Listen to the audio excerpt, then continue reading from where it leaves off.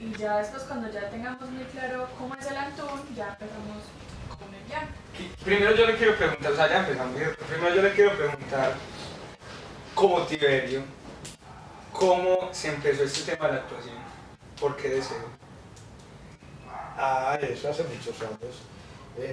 Aquí estuvo Juego Televisión y empezando Juego Televisión, yo empecé ahí a estudiar. La actuación tiene que ser que le guste a uno, que le guste bastante. Y me animé y seguí. Ya estaba trabajando, yo empecé a trabajar raticos, de pronto en publicidad, de pronto en cortometrajes y tal cosa. Y de ahí cogí arranque y dele. Y la actuación me gusta mucho. Y más o menos, ¿de cuánto tiempo estamos hablando? ¿Cuántos años? 30 años. ¿Cuánto? 30. Ni me pregunto porque es que llevo muchos cortometrajes, mucha cosa hecha. Y digamos, como personalmente, ¿qué aspiraciones usted tiene a futuro con el tema de la actuación? Ah, no, la mía ya lo que hago de curita, de abuelito, de médico, de matón, de todo, pero como no, quererlos a todos, porque a todos los quiero mucho, tengo un corazón grande, pero es a todos, a él también, a ti también, todos. Cierto que yo todos los quiero parejos, ustedes Sí. tienen la experiencia a mí. Ay, ¿qué señor ya? ¿Cómo es que me llamo yo? Antonio. Antún. Como atún. El padre Antún. El padre Antón. Ay, padre Antún. ¿Y qué vamos a hacer aquí? Bueno, ahora no nos Bueno, Entró en Aníbal.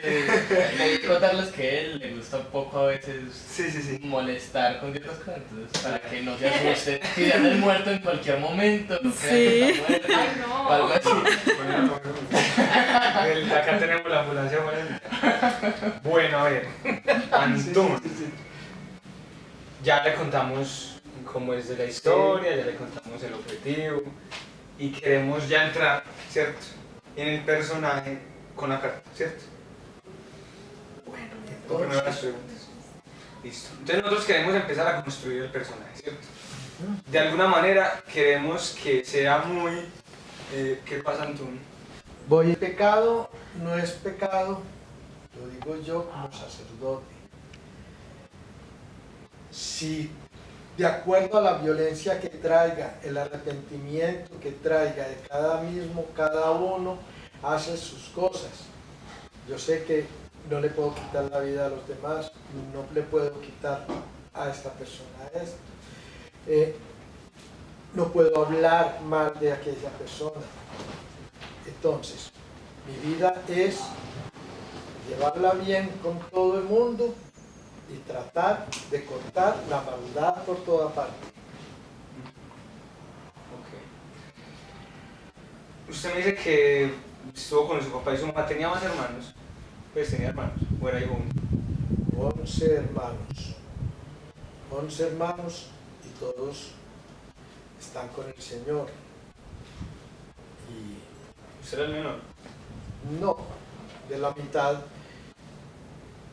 Pero hay de aquellos violentos delante de los niños, porque ellos también nacerán violentos, serán fieras que se avientan ante las demás personas porque están criados con ese odio, esa amargura, esa maldad. Entonces, de salud. Entonces, casi que todos yo también. Ay, bueno, perdón.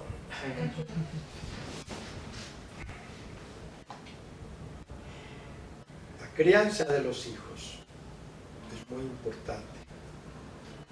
Y de ahí viene el reflejo de cómo van a ser grandes. Bueno, pero entonces, como le pregunto, entonces usted era como el medio de los hermanos y ya sus hermanos están muertos. No, todos los hermanos míos viven.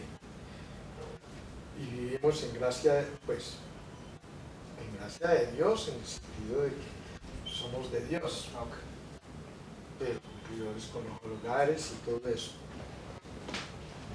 Hay que saber que somos humanos. Hijos, somos todos humanos y todos tenemos errores.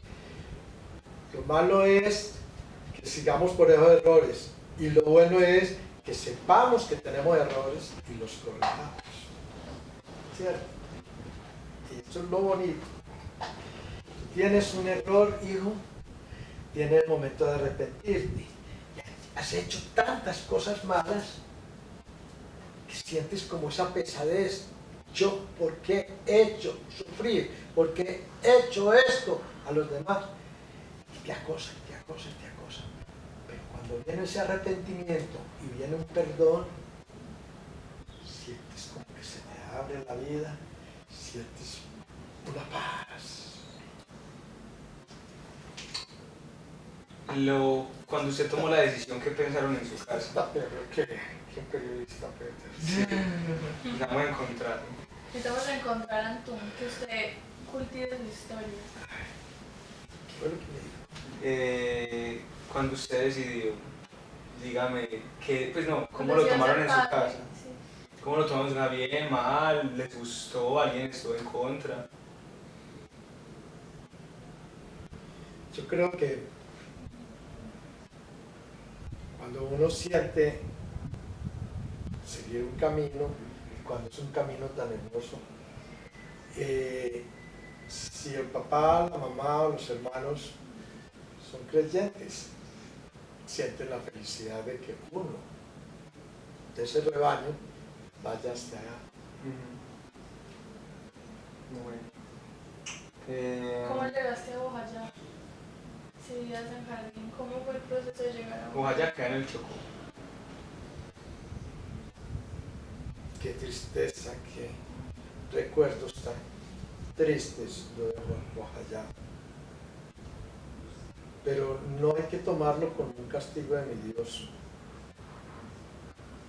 Estábamos dentro de su casa orando. Y las fieras humanas que quieren devorar a las ovejas, llegó en ese momento que estábamos orando, una explosión, otra explosión, gente herida, suplicando, con dolores, y yo no pude hacer nada. Pedirle al Señor que me los ayudara. ¿Siente usted, Antún, que pudo haber hecho más en esa situación? Siento que puede haber hecho más, sí.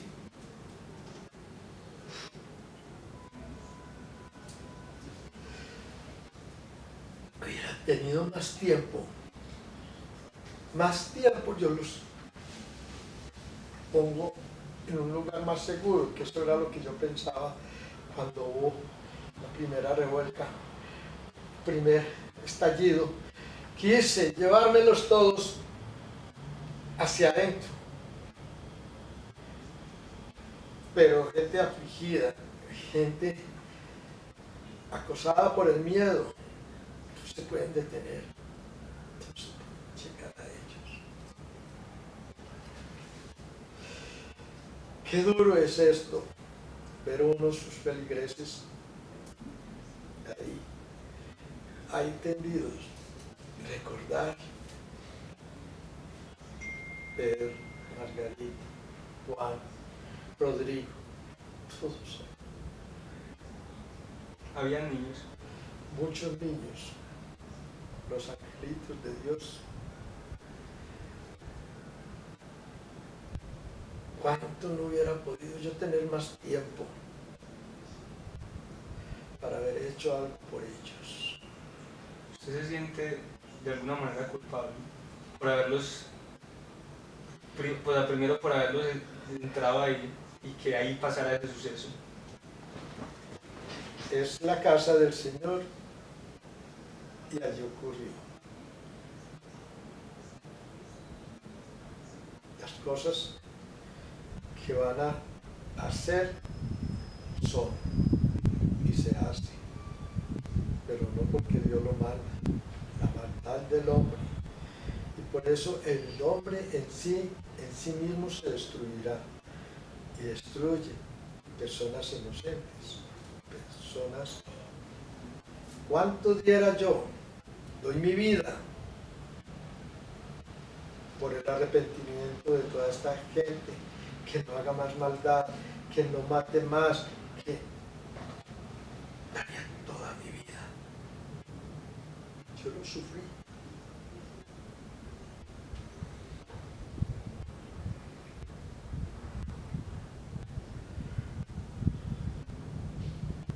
Antú, me pregunto, de pronto puede ser muy imprudente, pero ¿qué extraña usted de no tener las piernas? ¿Cómo se siente en este momento impedido?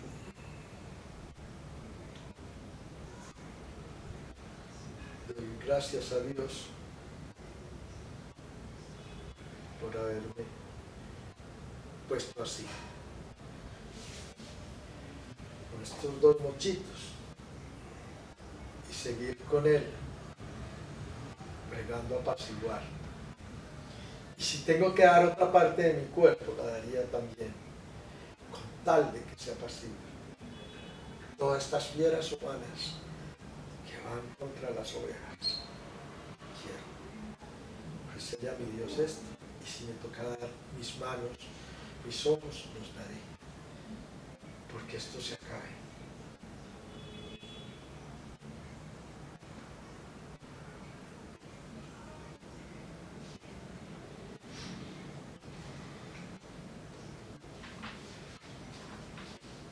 Antú, tenemos la carta de un exguerrillero.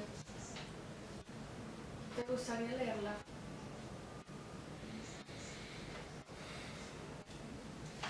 En vez de este señor escribir, ¿por qué no viene? Y ante los ojos del Señor estaremos presentes. La leeré.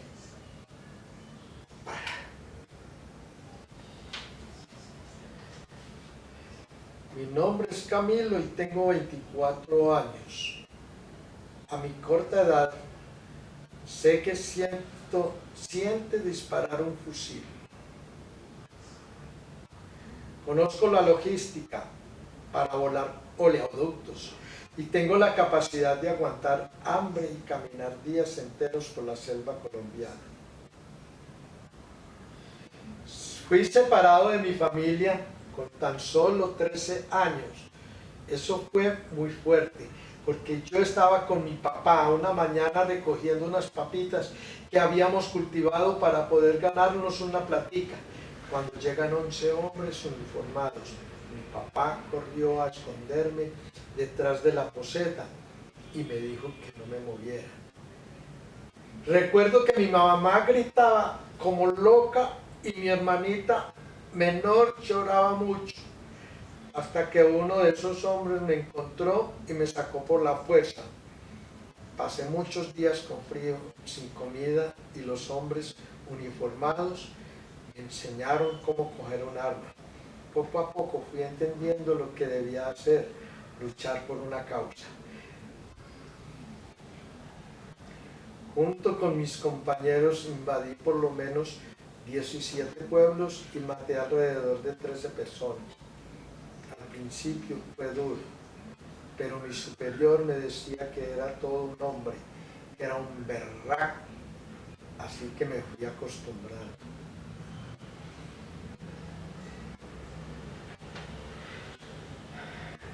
Un día nos hicieron meternos a un pueblo a reclutar más gente, pero unos hombres estaban armando pleito yo procedí a disparar a la multitud que hacía escándalo para mostrar que debían obedecer.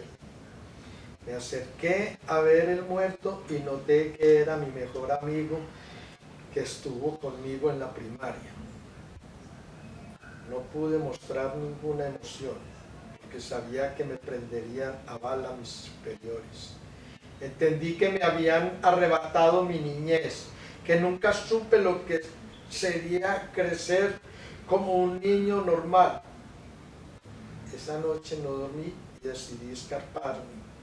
Me escondí por unos meses para no perjudicar a mi familia. Aguanté hambre, dormía en potreros a los que me metía a escondidas y soporté mucho frío. Pero cuando volví a mi hogar, ya ellos no estaban ahí. Un vecino me dijo que los habían matado. Qué carta tan triste. Ni modo de echarle la culpa a este joven ¿Qué le dirías Camilo. tú a Camilo? por esa vida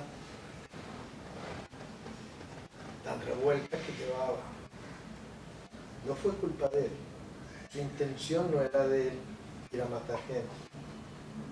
Habían superiores. Pero mi conciencia me decía, no sigamos. Si Camilo tuvo, yo creo que muchos momentos de arrepentimiento, porque no se sentó y miró, yo no debo seguir, pero me matan.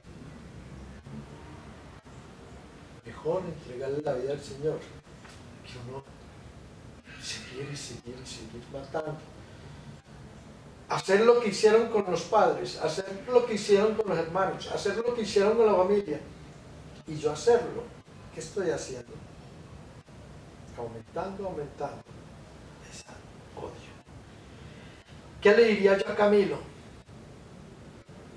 ¿Tienes conciencia de todo lo que se has hecho? No tienes conciencia. Camilo, lo único que puedes hacer es arrepentirte, entregarte al Señor y procurar que te perdone a los que le has hecho mal. Yo sé que Camilo va a hacer eso. Yo sé que Camilo va a hacer eso. Seguro que sí. Igual la conciencia ya lo tiene ahí perturbado. Señor, perdónales y llévalos al arrepentimiento. Bueno, vamos a hacer una pausa Vamos a hacer una pequeña pausa. y vamos a...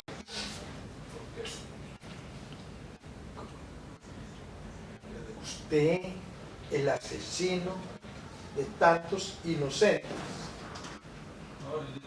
Pero es que yo ya no quiero, o sea, yo se lo estoy dando o sea, con amor y respeto y No.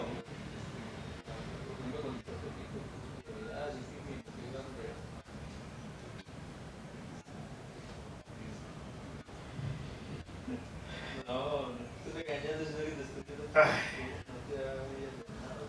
fueron momentos muy difíciles. Fueron momentos muy difíciles. Para que me vengas a contar esto otra vez.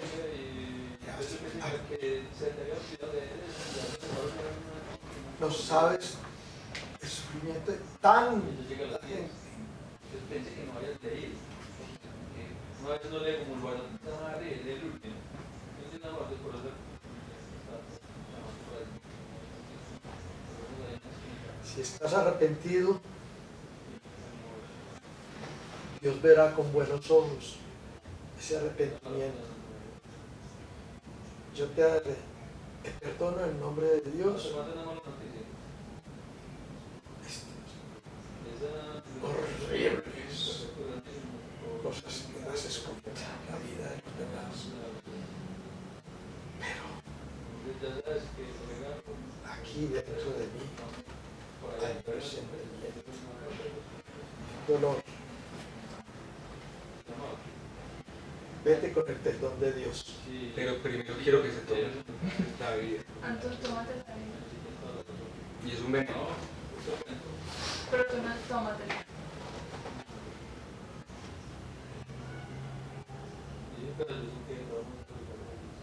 Y conforme va bajando te das cuenta que te Que sabía envenena. amargo, que está raro y que te estás sintiendo muy mal.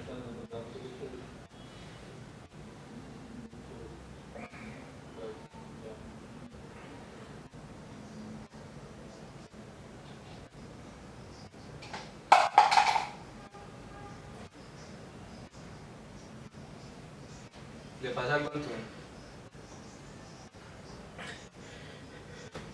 Antón.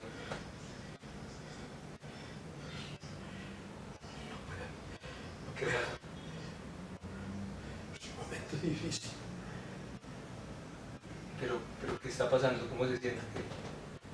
Anton, ¿qué le duele?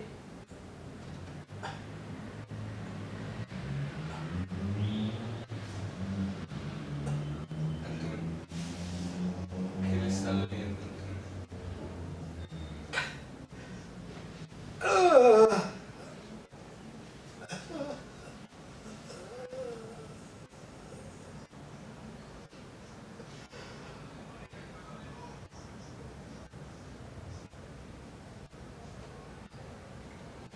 Corte. Listo, entonces voy a hacer unas preguntas. Unas preguntitas.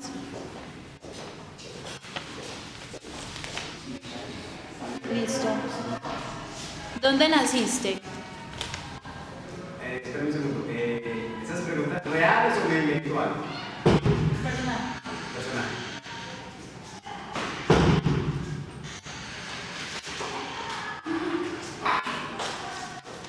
¿Dónde naciste? Yo nací en una vereda de San Vicente del Caguán. Ajá. ¿Y cómo era el ambiente en ese lugar?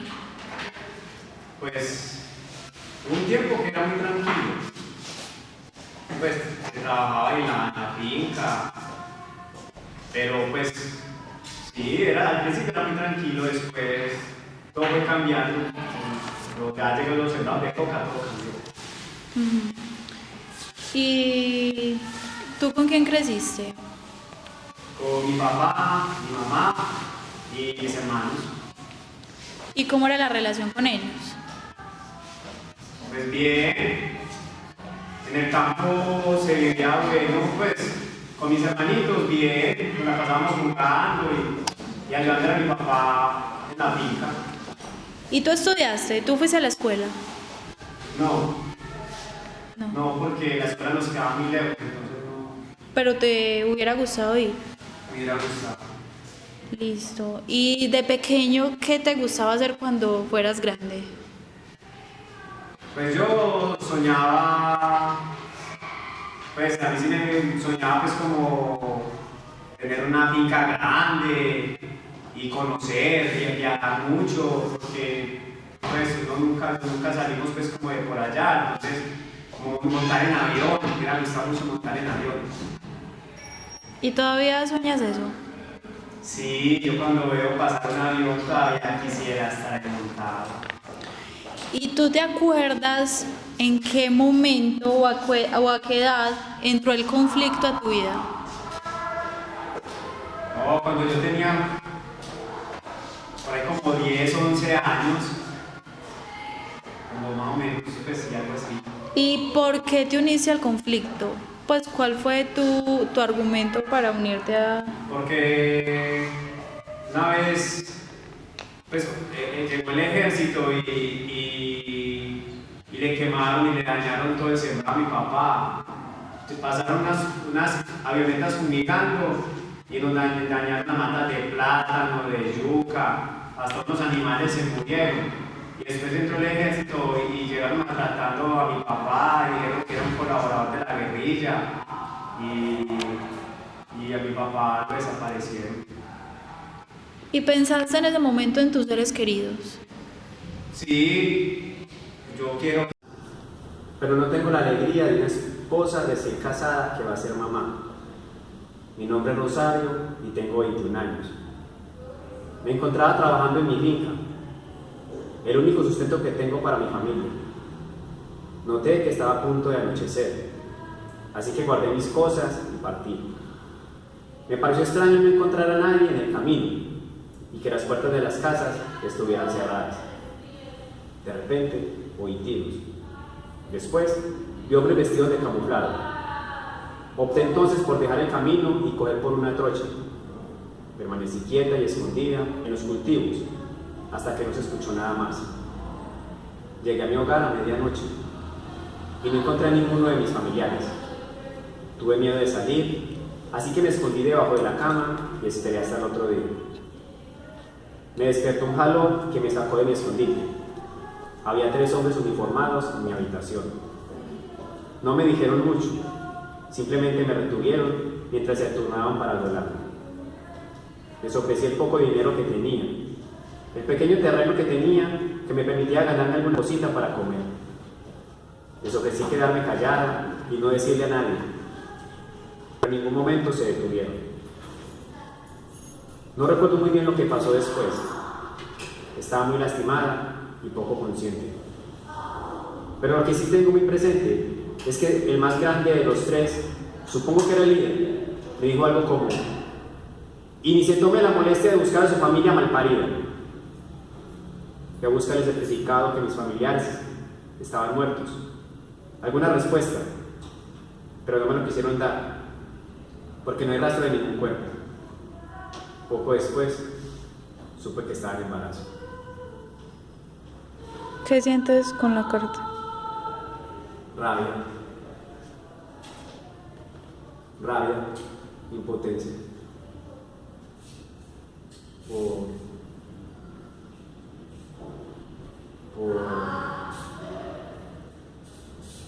Porque sé que lo mismo le ha pasado a muchas otras personas y que al igual han tenido que quedarse calladas, no han tenido quien hable por ellas. Listo. ¿Cómo intentas, cómo se dice, convencerlo de que te perdone esa deuda? Sí, ya. Vea, parcero, entiéndame. Yo sé que lo que le doy es mucho, pues yo sé que es bastante, pero usted sabe lo que es la necesidad. A usted también le ha tocado. Usted, gracias a Dios, ya hoy en día está bien, pero usted también le tocó pasar por las mismas que yo. Entiéndame, parcero, usted sabe que yo no soy mala gente, no es que yo lo quiera robar, pero parce, yo no tengo cómo pagarle. Colabóreme con eso, parcero, vea. Ahora, si algún día yo tengo la forma, créame que yo le devuelvo el favor. Pero por ahora, parcero, entiendan, comprendan. Ayúdeme con eso. Colabórenme. Ustedes también han colaborado en la vida. Devuélvame hágame ese favor, parcero. De buena fe, que yo no lo hago por mal.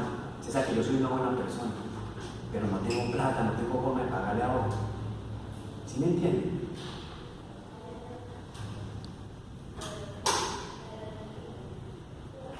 Listo. Bueno, entonces Julita, vamos a hacer una entrevista para empezar a construir el personaje que es de la niña, ¿cierto? Entonces, tú ya entiendes bien la historia, es una niña que abortó, que está arrepentida, entonces vamos a empezar a construir el personaje, tu nombre, dónde naciste, todo, ¿cierto? Entonces, ¿cómo te llamas? Mónica. Mónica, ¿dónde naciste? Nací aquí en Medellín. ¿Con quiénes vives? Vivo con mis papás. ¿Y pasaste tu infancia con ellos? Pues primero viví un tiempo con mi abuela, pues en la casa de ella. Y ya después sí me vine a vivir con mis papás. Porque como los dos trabajan, entonces no me podían cuidar, pero ya. ¿Y alguna vez tus padres se acercaron a ti y te hablaron sobre sexo?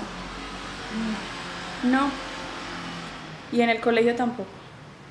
Pues en el colegio hacían como charlas y cosas, pero nunca así muy a fondo. ¿Y qué hablaban tus amiguitas, por ejemplo, en el colegio sobre el sexo? ¿O era un tabú?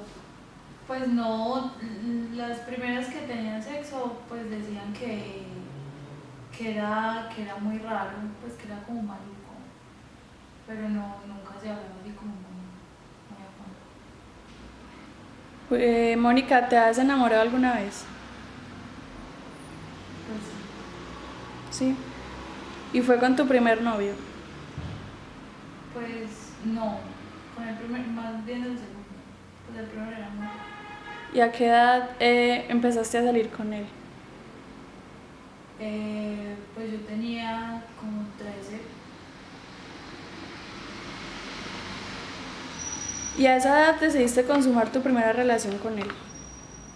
Pues es que nosotros duramos mucho y yo no quería que eso fuera, pues yo quería que fuera como más especial. Y ya pues fue más o menos como al año, como a los 14. ¿Y él desde siempre estuvo dispuesto pues como a esperarte? Sí, pues él sí, decía que lo que quisiera, que lo que yo quisiera. Y cuéntame, Mónica, ¿tú te arrepientes de esa decisión? De haber estado con... No, porque pues al fin y al cabo fue muy bonito. Pues fue una experiencia de mi vida. Mónica, ¿y cómo te enteraste de tu embarazo? Porque no... Yo siempre he sido muy irregular, pero tampoco pues para que en 2 meses no me vinieran. Entonces me pareció raro y más porque pues ya había tenido relaciones y pues... Y ese novio, el que me cuentas, era el padre de tu hijo. ¿Qué pensaba él al respecto? Pues él se preocupó mucho porque pues éramos niños y no podíamos cuidar de tal cosa. Entonces, ¿cómo decidieron tomar pues la opción que tú tomaste? Pues la verdad la tomé yo. Pues él le preocupaba mucho, pero estaba como que no. Pues en realidad la relación se acabó porque esa decisión la tomé yo, porque es que pues es demasiado, yo tengo que estudiar, yo tengo que hacer un montón de cosas y no me puedo poner a pensar en niños. Entonces el papá no estaba dispuesto a hacerse cargo de él. Pues le preocupaba, pero sí, pues si le tocaba, sí, pero si estaba muy preocupado igual, pues. ¿Y tus familiares estuvieron enterados de lo que te pasó o lo hiciste en secreto? Ya lo hice en secreto. O sea, nunca se enteraron de lo que te pasó. Se enteraron, pero ya mucho después. ¿Y Hace qué poco. qué te dijeron al respecto? Pues obvio me recriminaron eso porque yo soy de una familia muy religiosa y pues si el aborto pues es muy mal visto. ¿Y eso ha cambiado tu relación con tu familia? Sí, ¿Qué habrías hecho diferente, Mónica? pues lo hubiera tenido. Yo me arrepiento rotundamente de haber hecho eso porque pues igual era una vida y pudo haber tenido muchas posibilidades.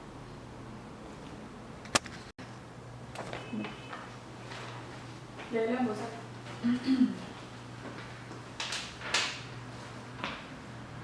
Hola mami, ¿me recuerdas?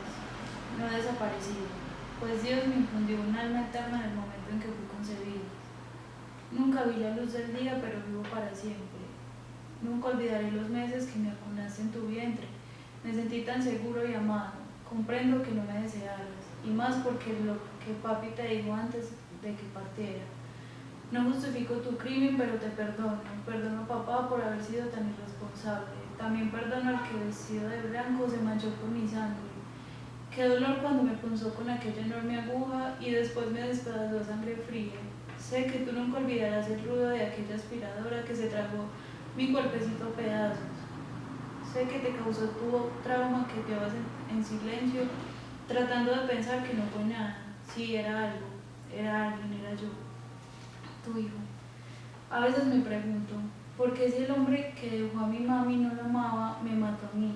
Quien lo hubiera amado siempre y jamás me hubiera avergonzado de ella. Conozco, mamá, tus largas noches en vela y tus sobresaltos. Sé que luchaste mucho en tu interior sobre tu decisión de abortarme. En el fondo me amabas, pero pudo más en ti el miedo. Sé que me amabas, pues aún sueñas conmigo y más de una vez te has preguntado con remordimiento si soy niña o niño. Piensas cómo sería hoy en día y qué alegría se hubiera traído. Qué alegría cuando buscaste al sacerdote que te inspiró confianza y te reconciliaste con el Señor de la vida. Querida mamá, quiero verte feliz. Recuerda los consejos que te dio el sacerdote al despedirte. Hija, Dios Padre ya ha hecho su obra de amor en ti y a su tiempo irá sanando. Mami, confía en Dios hasta que nos volvamos a ver. Se me olvidaba. Aunque me consumo por verte, no te des prisa en venir, pues mis hermanos te necesitan.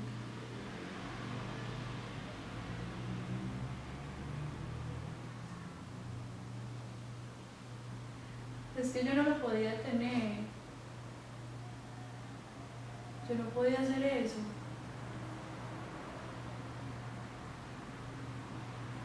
Es que yo era muy chiquita. Y yo tenía que estudiar y yo tenía que hacer un montón de cosas.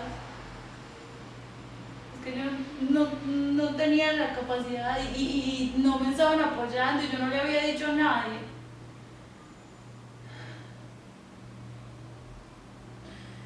Y a veces es injusto que recriminen tanto esto y no lo entiendan a uno. Y yo sé que él está bien y está con Dios y tiene todo eso, pero yo no lo podía tener.